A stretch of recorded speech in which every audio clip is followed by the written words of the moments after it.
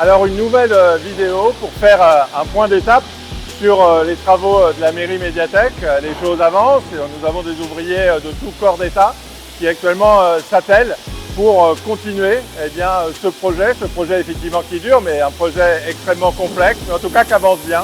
Et donc je vous propose de vous faire une visite de chantier un peu privée, de manière à ce que chacun prenne bien la mesure de ce chantier exceptionnel. Donc là, nous sommes ici dans la future salle Marianne, c'est-à-dire la salle à la fois des mariages, des cérémonies, une salle assez remarquable avec une belle hauteur sous plafond, complètement vitrée qui donnera sur le parc, connectée évidemment à l'ensemble de la mairie que je vais continuer à vous faire visiter.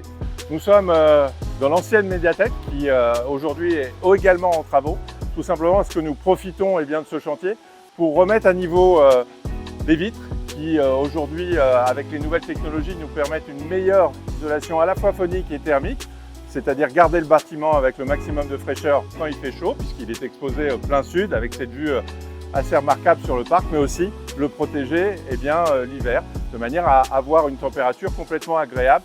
Et la performance énergétique, c'est un véritable enjeu, de manière à diminuer nos factures. Donc nous profitons de ce chantier pour aussi améliorer l'ancienne médiathèque.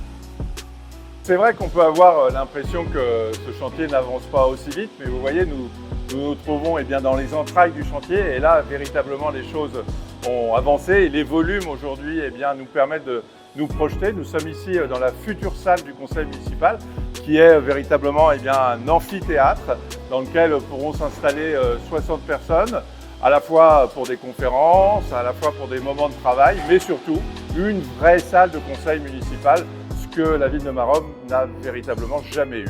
Donc cet espace nous permettra de travailler dans les meilleures conditions possibles, évidemment avec tout le système numérique, et va nous permettre, parce que ça c'était un vrai engagement municipal, de retransmettre en direct, en vidéo, l'ensemble des séances du conseil municipal sur Internet.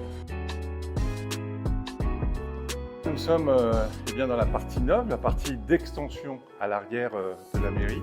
Donc on le voit bien, on commence à avoir les cloisons qui sont en train d'être montées.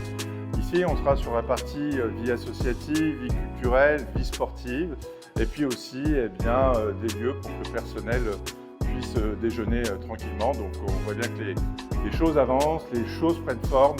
Et évidemment, sur la partie neuve, c'est beaucoup moins complexe que sur la partie ancienne qu'on aura l'occasion d'aller voir tout à l'heure.